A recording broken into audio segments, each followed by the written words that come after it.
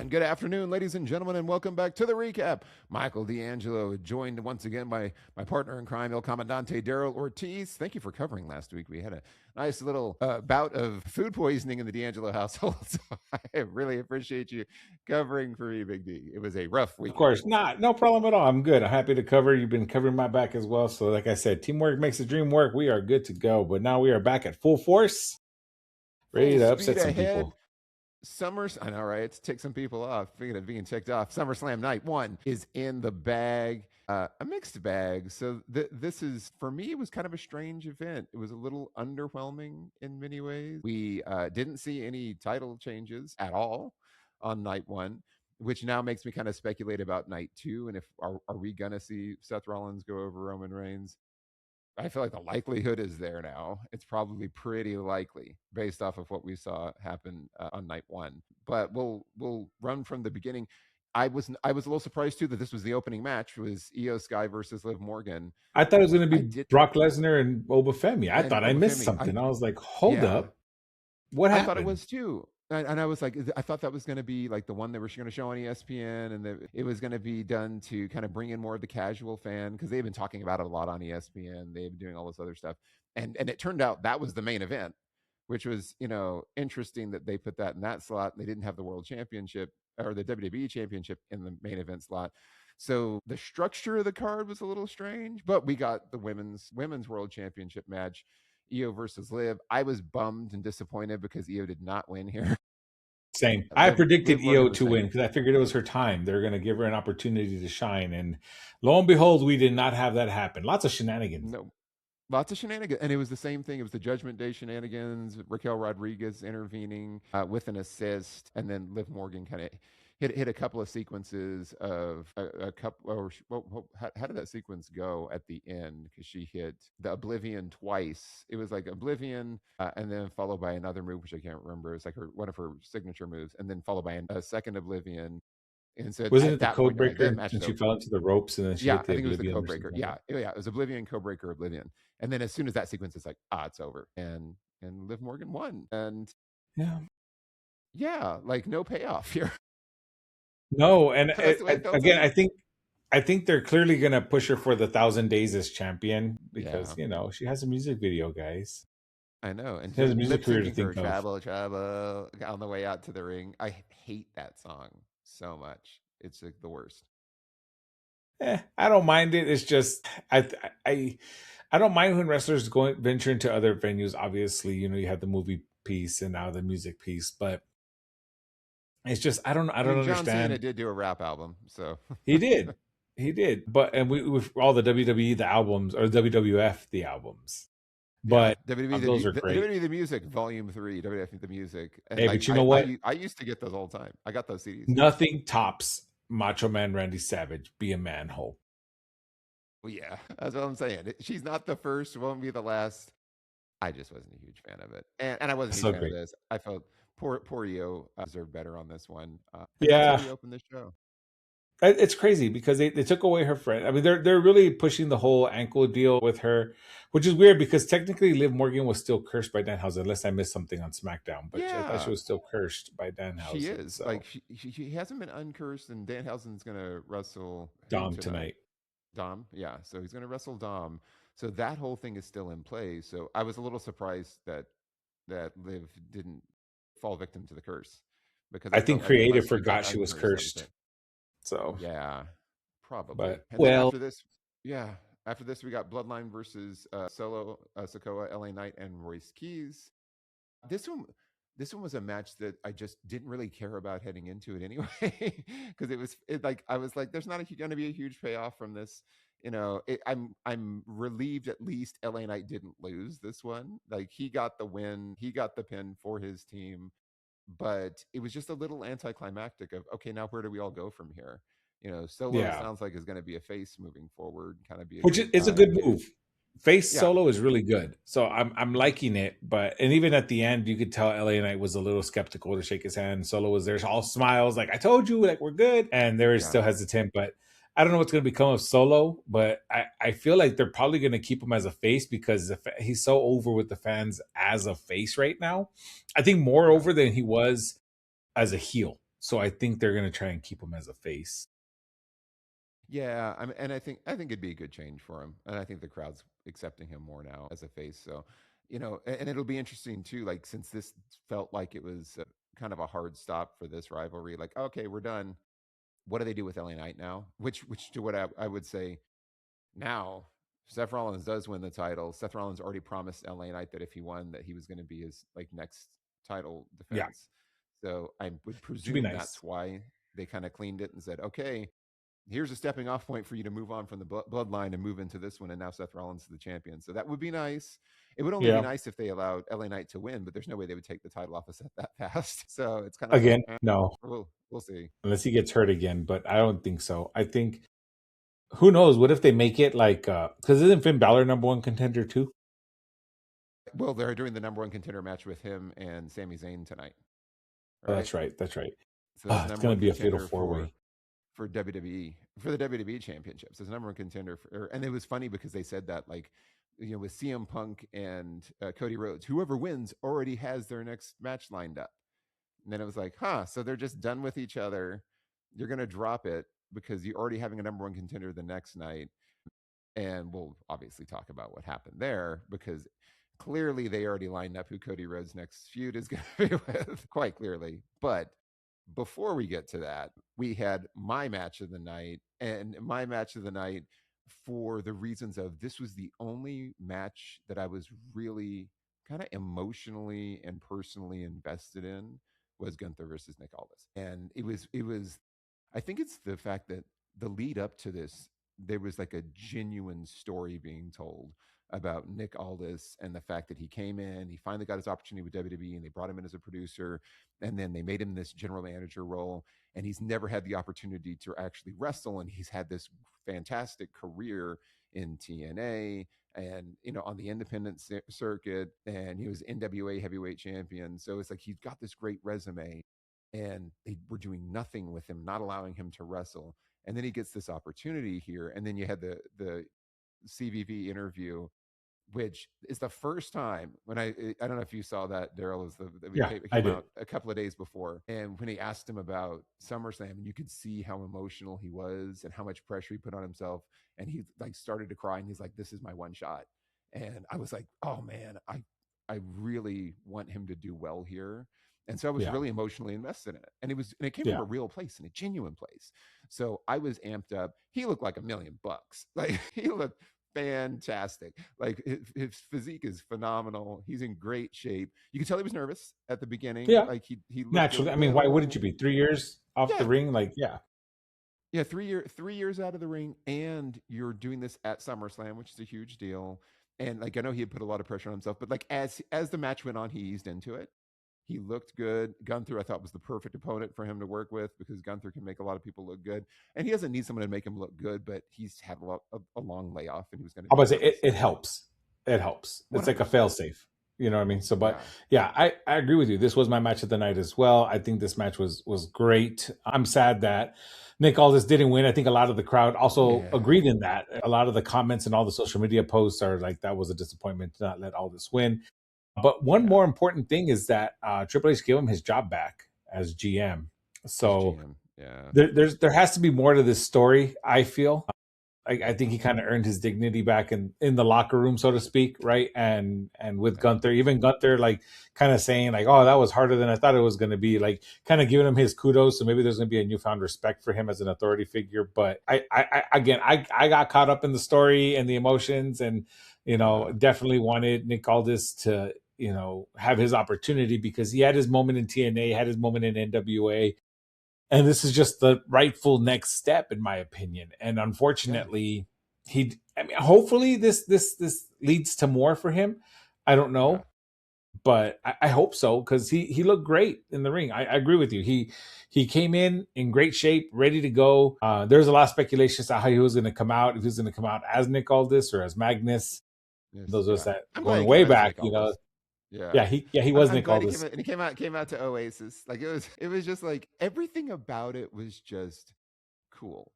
And it was like, wow, I really feel happy for this guy. And he got the "You Deserve It" chance from like I from my perspective, I thought he got the biggest reactions in his match of anybody the whole night. and that's including the main event. I thought the crowd reacted to him so much more. He was the most over person with that crowd.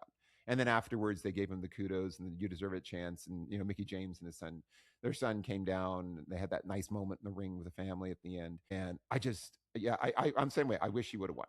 I wish they would have let him lock in the clover leaf and get the win. And he locked it in, and of course Gunther got away. And even the tap happened kind of quickly on the Yeah. rear naked choke. But for me, it's going to be a bummer if this is it, because I feel like Yeah. he's a great GM. I actually really like Nick Aldis as a GM, but Yeah. I think he's got so much more to give as an in-ring competitor right now. And that's a small window at his age. So it's like, just let him have a run. Put a title on him. Doesn't have to be the world title. Put a title on him. Let him have a US run. title, Intercontinental. Yeah, let him do US title, Intercontinental title, something. And you can bring back Kevin Owens and make Kevin Owens a GM while he's recovering, because he's not been cleared yet. And Kevin Owens would do great as like a SmackDown GM figure. I would love He'd be fine. Kevin Owens as a GM. That would be so great. So, and it gives him something to do while he's coming back. And then it allows, Nick Aldis to have a run. And then Nick, once Kevin can come back, then Nick could come back as the GM once he's kind of finished his run, depending on how long it takes Kevin to recover. Like, you can do some things there. But it just felt like it was, Triple H was like, I've never say never. But I'm like, this feels like the end. Like the way that he kind of was non-committal about it. So, but hats off to Nick Aldis. That guy, from my perspective, he made the most out of that opportunity. And, he said, I hope I don't let anybody down. I hope I don't let the fans down. Nick Aldis, I know you're not watching, but you didn't let anybody down, man. You crushed it. Loved it. Absolutely loved it. Yeah, I agree. Going from that to Brie Bella and Paige and Nikki Bella versus Fatal Influence, like that, this is a real palate cleanser after the Nick Aldis match. It was fine. This was one that I just wasn't emotionally invested in either.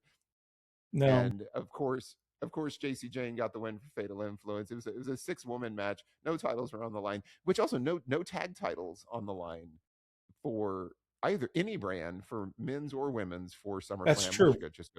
Just goes to show WWE hates tag teams and hates the tag team titles, because none of them are being featured on 2 days. You have 2 days worth of matches. It's a 2-day event. You don't have a single tag title match on the cards, which is wild. But I think you had mentioned this, like the big point of this match was Brie and Nikki just turning on Paige and beating her up, which they did. They did the heel turn, and I think you had called that, correct? I wanted to say you're like, they were setting this up. I don't know if you mentioned it last week. So I was thinking that hold up, I have my notes here. So I had it all, the schedules all discombobulated and whatnot, unfortunately. But yeah, I actually thought that the Bellas and Paige were going to win. I thought Nikki was going to pin JC Jane, but instead we had Nikki turn on Paige. And I do want to say that she said the dumbest thing post-match when she was walking out. She says, "Nobody replaces me." And I'm like, okay, first of all, ask John Cena. Second of all, I think it's dumb that she says that, because she said she's the one that called in the favor. Yeah. If you're the one that called in the favor, but nobody replaces you, like, that doesn't make sense. Yeah. Like, hit yourself. Look in the mirror, kid. You're the one who did it. But this goes back to WWE creative forgetting how they set this up originally.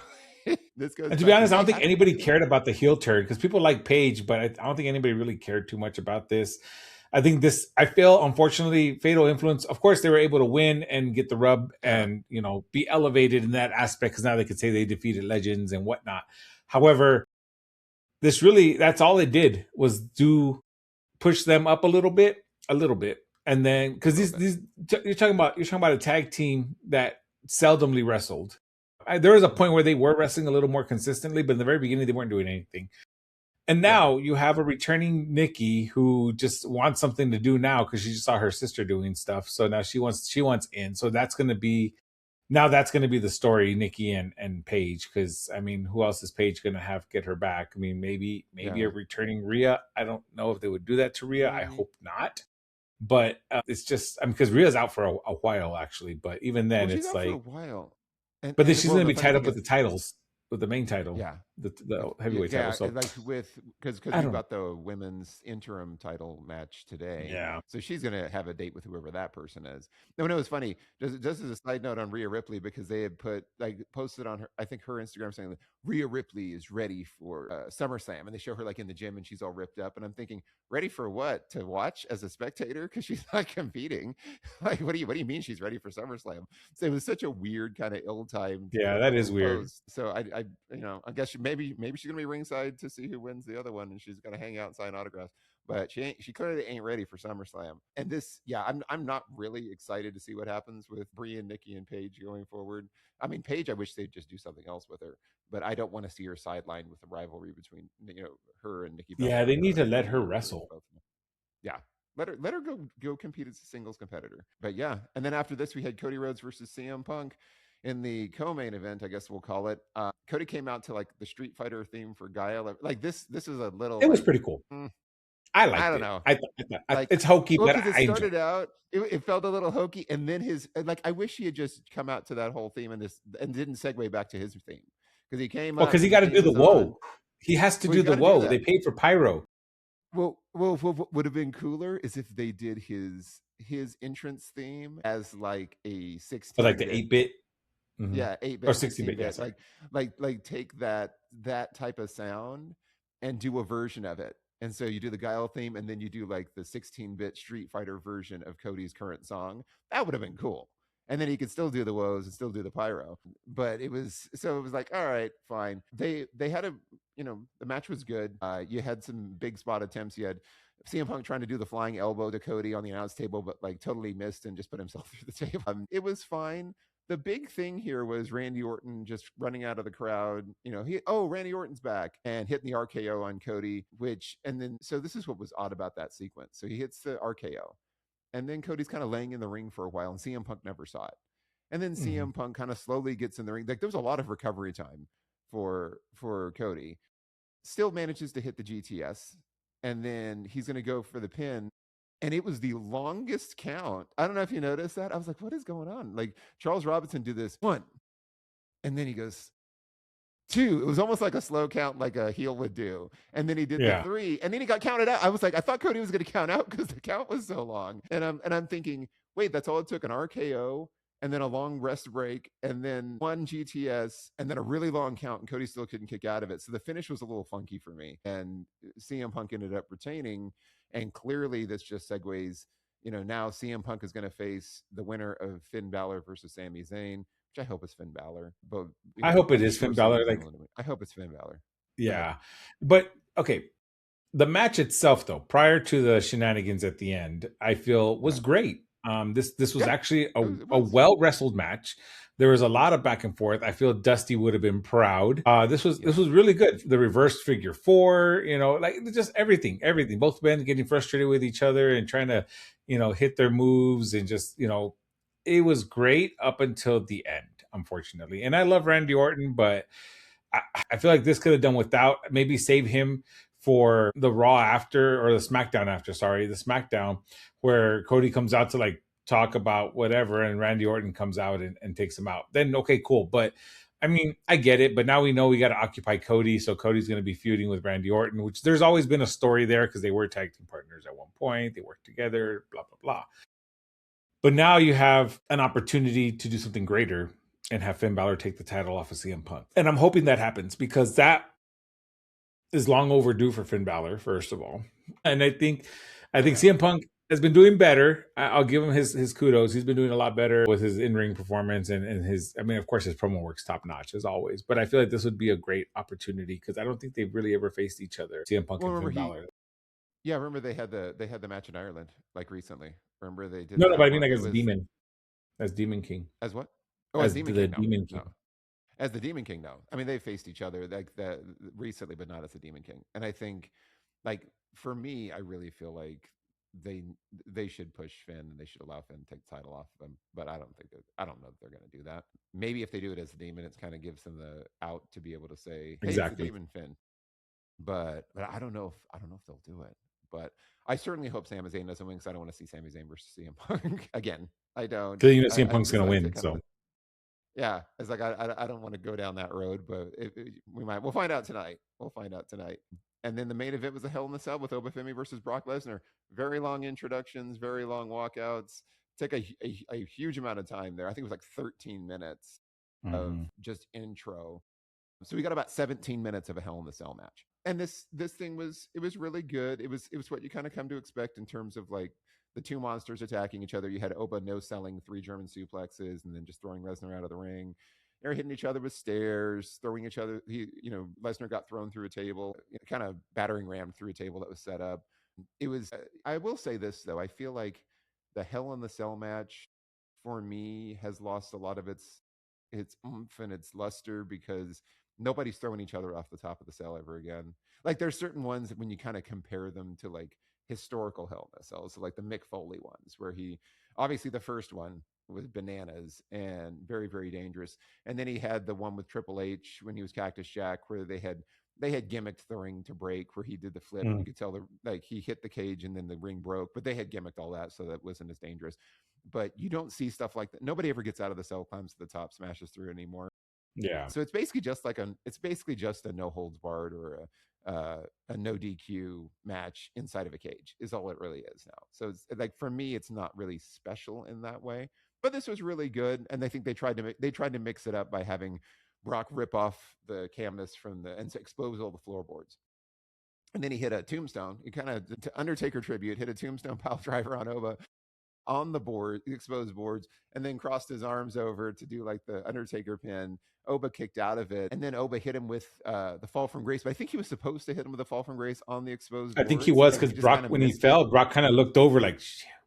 Right? Yeah, He was like, because I think that shoot. was supposed to be the whole like, it's going to be so devastating because he's going to hit him on the exposed area, and he didn't. He just dropped him on the padded area and missed it. But he got the 1, 2, 3, and then basically the end was Brock Lesnar kind of putting Obafemi over as the future, and so that's this. This is done, I think, and I think it's the right way to do it. They've had their 3 matches.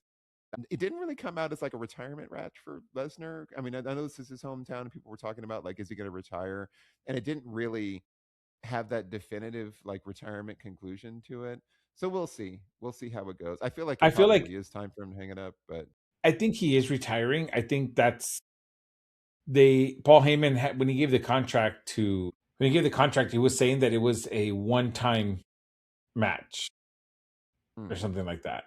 So yeah, who knows? Maybe that's what he means by that. It felt like a retirement match at the end because he was put essentially passing the torch, literally passing the yeah, torch to Oba. 100%. Yeah, He had nothing but great things to say about Oba, which I think was phenomenal on Brock's part, and I think that's great. And also, if you listen to the post match interview that Obafemi did, he kind of insinuated that Brock Lesnar is going to retire because he said, Brock Lesnar is a human being. He's now going to get to go be a dad, go fishing, go hunting, go do whatever you want. Now you've earned that, and you've earned my respect. So it's one of those very nice gesture, returning the yeah, favor. He wasn't expecting the hug or the putting over the torch passing, which was very good on Brock Lesnar to do because Brock Lesnar's always been about the business. Him and Undertaker have shared that sentiment of like they do business properly. They don't try and like burn bridges, burn people. They just say, "Oh yeah, it's time." He's the new he's the new one to go through now, and I think that put Obafemi in such a high spot now. So I enjoyed this match. I knew it wasn't going to be long because I mean Brock is a phenomenal athlete, but just going like for example the match prior went what it went like almost 30 minutes, 29 minutes 43 seconds. There's no way in hell you could do a Hell in a Cell match as a no. part timer for 30 minutes. I mean, That's why I they're was running out like, of I spots. thought, man, we're gonna get half an hour because there was like half an hour left. I was like, Yeah, this is I gonna be a thought the 2 minute same match. thing. I was And then like, by the time dang. they got through all the intros, I was like, oh, it's 17. Okay, that makes sense. Yeah. So, whew. But you know what? It was good. I enjoyed it, and yeah, I loved it. I love that this is just Oba's time now. So let's see what they do with Oba Femi now. So I'm intrigued. Yeah. Yeah. So yeah, and a good way to close out the show. So like I said, night one mixed bag. We'll see how night two goes. At this point, I'm just gonna say it does feel like Seth's going over. And I heard on his entrance to the arena, he was wearing his old Shield mask when he was with the Shield. So he was wearing that when he walked into the intro when he did the Nice. intros today.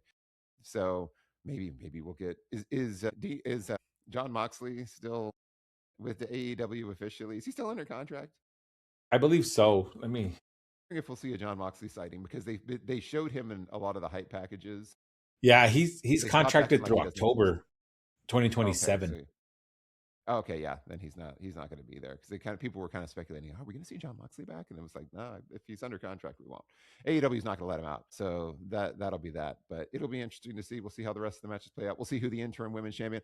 I hope to God it's Chelsea Green, but I know she's not going to win that match. But it would be so cool if she wins. And the funny thing is, I almost feel like there's a chance because you're just the interim.